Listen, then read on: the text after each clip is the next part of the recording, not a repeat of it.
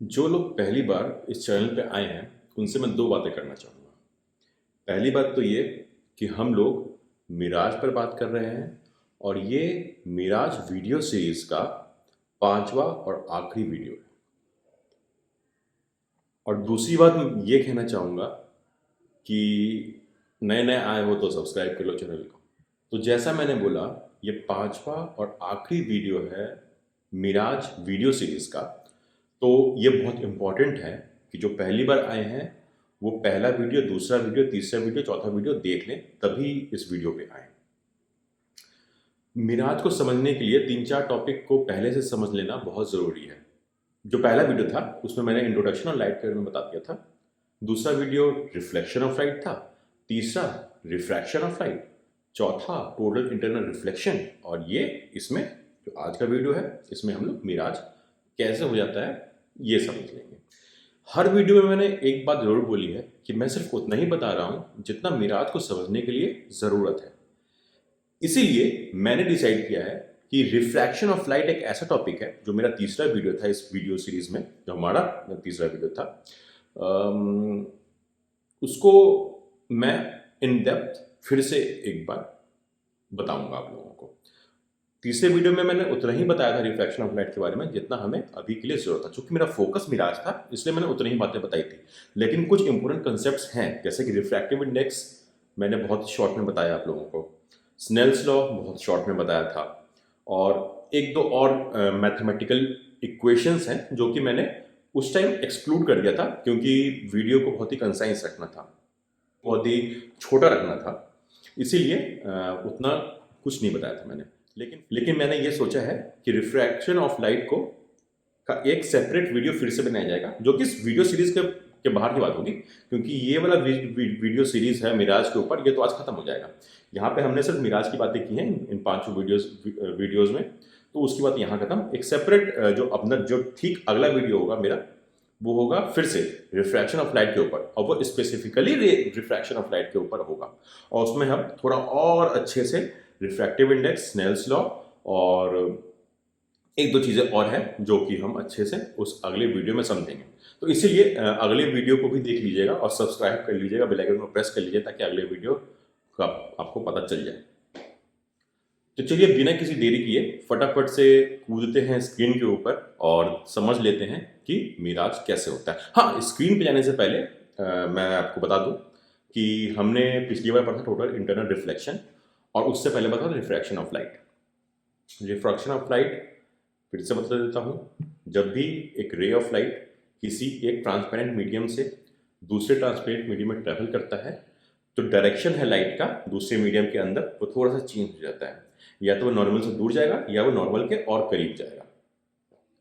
उसके बाद मैंने एक और बात बताई थी टोटल इंटरनल रिफ्लेक्शन के अंदर, कि अगर angle of incidence critical angle से ज़्यादा होगा तो टोटल इंटरनल रिफ्लेक्शन अकर होगा। तो चलिए अब समझते हैं मिराज कैसे होता है। लेकिन उसके पहले एक दो चीज़ें बहुत जान लेना ज़रूरी है। मिराज पहले वीडियो में बताया था मैंने, वो तब होता है जब बहुत गर्मी होती है और वो रोड्स पे या रेगिस्तान में दिखता है। वो गर्मी में ऐसा क्या होता है? गर्मी में सबसे पहली बात, रोड हो या रेगिस्तान हो, वो गर्म होता है।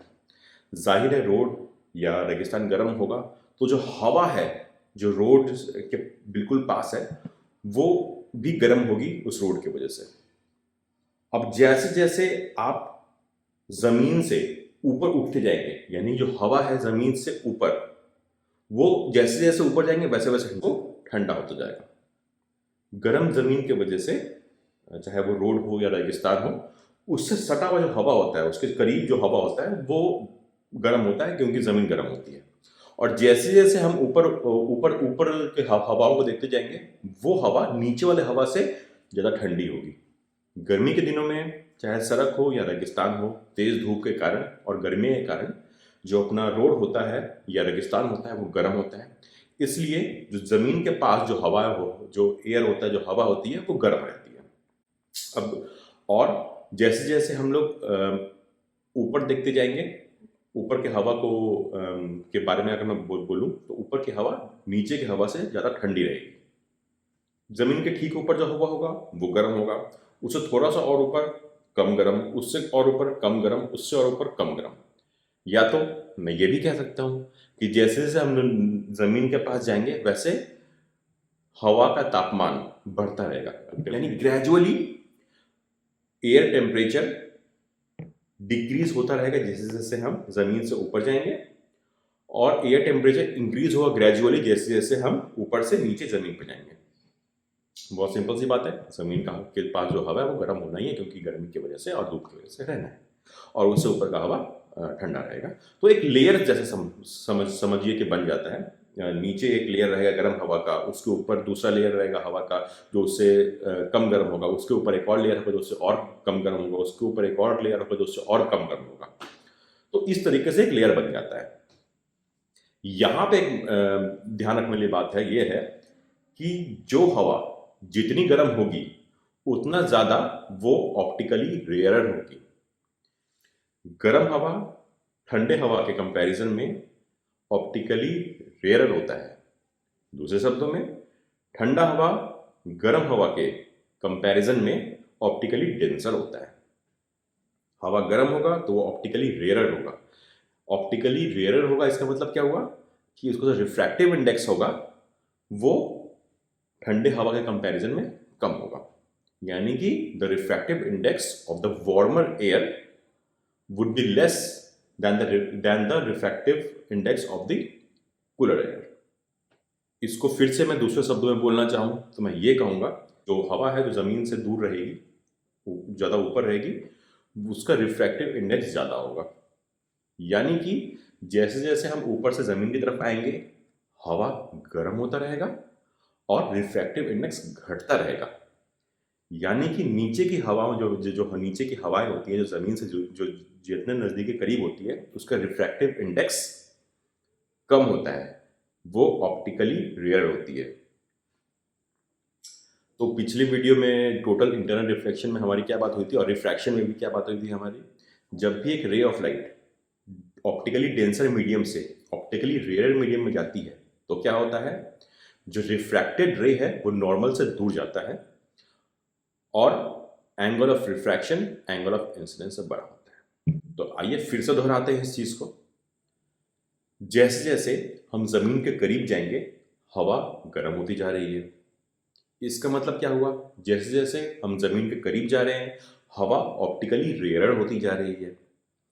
इसका एक और मतलब क्या हुआ, जैसे जैसे हम नीचे जा रहे हैं हवा का रिफ्रैक्टिव इंडेक्स कम होता जा रहा है।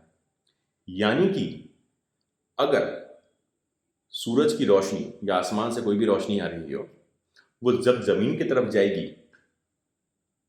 और जैसे जैसे वो हवा गर्म होता रहेगा, यानी कि जैसे जैसे वो रे ऑफ लाइट एक ऑप्टिकली रेयर मीडियम में जाएगा तो रिफ्रैक्शन जो होगा वो नॉर्मल से दूर का रहेगा, यानी angle of refraction angle of incidence से बड़ा होगा।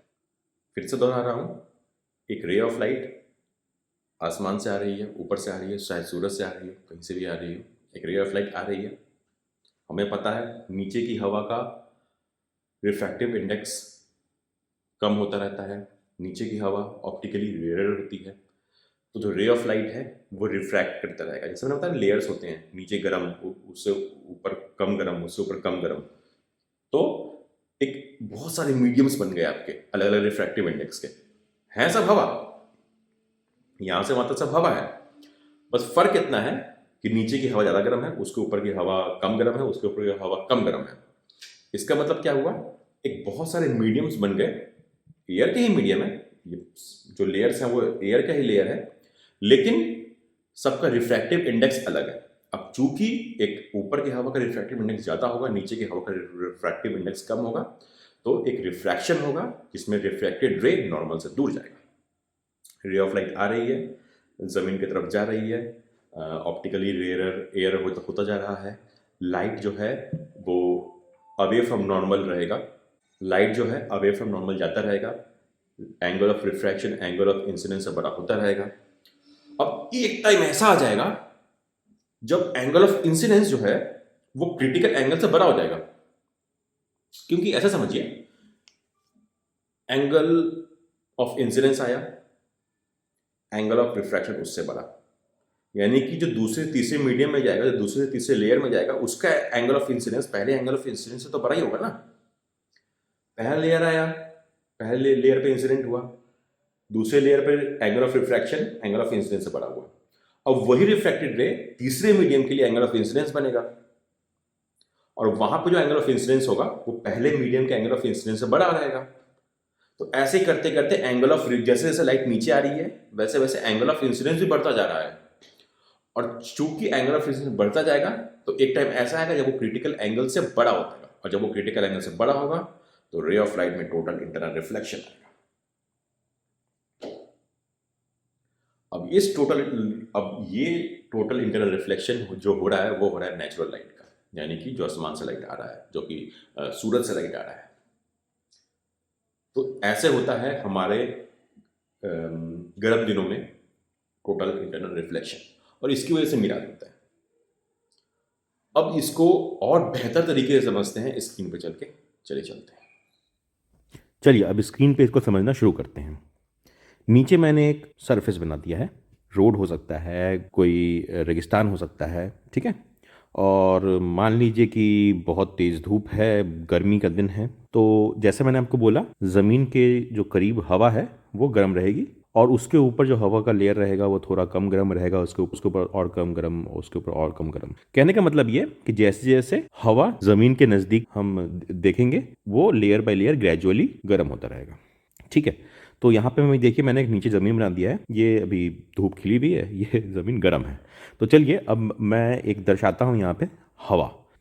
ये देखिए, अब सिंप्लिसिटी के लिए क्या किया है मैंने, यहाँ पे कुछ थोड़े से लेयर्स बना दिए हैं।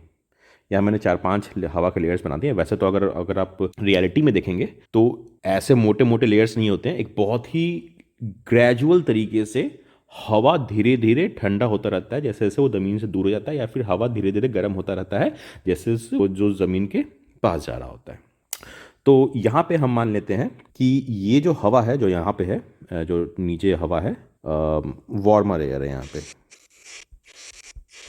और जो ऊपर हवा है वो थोड़ा सा कूलर हवा है। तो जैसे जैसे ये नीचे रहता है जाता है, हवा का जो रिफ्रैक्टिव इंडेक्स है वो डिक्रीज होने लगता है, और हवा ऑप्टिकली रेयर होने लगती है। यानी कि अब जो ऊपर से आसमान से या सूरज से जो भी रोशनी की किरणें आएंगी, जो रे ऑफ लाइट आएगा, वो डेंसर मीडियम से ऑप्टिकली रेयर मीडियम में आ रहा होगा। इसका मतलब है कि वो जो रे ऑफ लाइट है वो नॉर्मल से दूर जा रहा होगा, यानी कि जो एंगल ऑफ रिफ्रैक्शन है वो एंगल ऑफ इंसिडेंस से ज़्यादा होता आ रहा होगा। चलिए मैं यहाँ पे एक रे ऑफ लाइट ड्रॉ करता हूँ। सपोज करिए एक रे ऑफ लाइट आ रहा है ऊपर से, कहीं से आसमान से, और ये एक एंगल बना रहा है, एंगल ऑफ इंसिडेंस।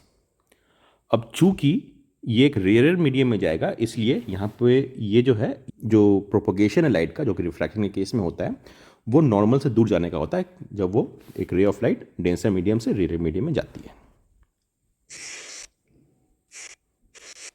तो ये नॉर्मल से दूर गया। अब क्या है, ये जो रिफ्रैक्टेड रे है, अब ये एक इंसिडेंट रे हो गया है तीसरे मीडियम के लिए। इसको बोल देते हैं हम I2, इसको बोल देते हैं हम I1, ठीक है। यहाँ पे I2 is greater than I1, also R1 is greater than I1। अब जो R2 बनेगा वो I2 से भी बड़ा होगा, कुछ इस तरीके से। अब ये एक एंगल ऑफ इंसिडेंस बनाएगा चौथे मीडियम में, जिसको हम बोल देते हैं I3। अब जो I3 है ये R1 R2 से भी बड़ा है और I3 से भी बड़ा होगा, I1 से भी बड़ा होगा। इसका क्या मतलब हुआ कि जैसे जैसे एक रे ऑफ लाइट ज़मीन के करीब जाएगा उसे ज़्यादा गर्म हवा मिलता रहेगा, एक ऑप्टिकली रेयर हवा मिलता रहेगा, और वो नॉर्मल से दूर जाता रहेगा, और angle of incidence her layer पे बढ़ता रहेगा। तो जैसे जैसे एंगल ऑफ इंसिडेंस बढ़ेगा, एक समय ऐसा आएगा जब वो angle of incidence critical angle से बड़ा होगा, और जब वो क्रिटिकल एंगल से बड़ा होगा तो क्या होगा, टोटल इंटरनल रिफ्लेक्शन, कुछ इस तरीके से। अब सपोज करिए यहाँ पे एक व्यक्ति खड़ा है, जैसे कि हम आप खड़े हैं, हमारी आंखें हैं, हम लोग देख रहे हैं इस रे ऑफ लाइट को, और ये रे ऑफ लाइट हमारे आंखों में पड़ रहा है। ये हमारी आंखें हैं, बहुत गंदी आंखें हैं, लेकिन चलो ठीक है, काफ़ी समझने के लिए काम चला हुआ है। तो हमारे आंखों का क्या होता है, ये रे ऑफ लाइट हमारे आंखों में पड़ा तो हमारे ब्रेन को ऐसा महसूस होता है, हमें ये पता है कि लाइट जो है स्ट्रेट लाइन में ट्रेवल करती है, और हमारा ब्रेन भी इस तरीके से चीज़ों को देखता है कि वो रे ऑफ लाइट स्ट्रेट ही आ रही होगी। इसलिए हमारे दिमाग को ये भ्रम होता है कि लाइट कहीं यहाँ से आ रही है। और चूंकि लाइट का जो इमेज है ब्रेन यहाँ पे बनाता है, इसलिए हमें ये जो एरिया लगता है, ऐसा लगता है यहाँ पे एक परछाई है, यानी कि, और ज़्यादातर केस में हमें ऐसा लगता है कि यहाँ पे वाटर है, जो कि वहाँ वाटर होता नहीं है। दरअसल वो एक सीधा सीधा परछाई है आसमान की। कोई और ऑब्जेक्ट होगा तो उसका परछाई होगा, ऑब्जेक्ट नहीं होगा तो हमें आसमान का परछाई भी दिख सकता है।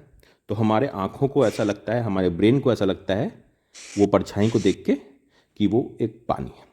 और यही है पूरा कंसेप्ट मिराज का।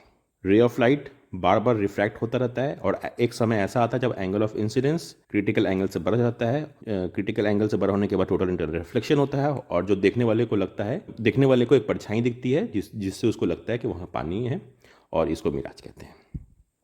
और यहाँ पे डेमोन्स्ट्रेशन के लिए तो मैंने एक रे ऑफ लाइट दिखा दिया है, लेकिन एक मल्टीपल रे ऑफ लाइट आते हैं, और ये जो मल्टीपल रे ऑफ लाइट है, एक बहुत सारे पॉइंट से रे ऑफ लाइट आते हैं, और ये सारे रे ऑफ लाइट हमें यहाँ पे एक बहुत बड़ा एक परछाई बनाते हैं, जिसको देख के हमारे ब्रेन को लगता है कि वहाँ पानी है। तो बस इतनी सी बात है मिराज को लेके। तो देखा आपने कितना आसान था मिराज को समझना, लेकिन मिराज को समझने के लिए हमें पहले रिफ्लेक्शन ऑफ लाइट समझना पड़ा, रिफ्रैक्शन ऑफ लाइट समझना पड़ा, और टोटल इंटरनल रिफ्लेक्शन समझना पड़ा। अगर ये वीडियो सीरीज अच्छी लगी हो तो प्लीज़ लाइक कर दीजिएगा, चैनल को सब्सक्राइब कर लीजिएगा, और जैसा मैंने आपको बताया, मेरा अगला वीडियो आने वाला है रिफ्रैक्शन ऑफ लाइट का, एक डिटेल्ड वीडियो। तो उसका नोटिफिकेशन आपको तभी मिलेगा जब आप बेल आइकन को क्लिक कर लेंगे और इस चैनल को सब्सक्राइब कर लेंगे। तो अगले वीडियो में मैं थोड़ा और डिटेल में बताऊंगा रिफ्रैक्शन ऑफ लाइट। अभी तो इतना ही बताया था जितना जरूरी था मिराज के लिए। अब थोड़ा सा अच्छे से, थोड़ा सा ऐसी चीज़ें जो कल को आपको कोई पूछे कि रिफ्रैक्टिव इंडेक्स बताओ, ठीक से बताओ क्या होता है, या फिर स्नेल्स लॉ के बारे में थोड़ा ठीक से बताओ, तो आप बता पाए, इसके लिए मैं और वीडियो बनाऊंगा जो कि स्पेसिफिकली रिफ्रैक्शन ऑफ लाइट के लिए होगा। तो मिलते हैं उस अगले वीडियो में बहुत ही जल्द, क्योंकि उस पर काम जारी है। तो सी यू नेक्स्ट टाइम।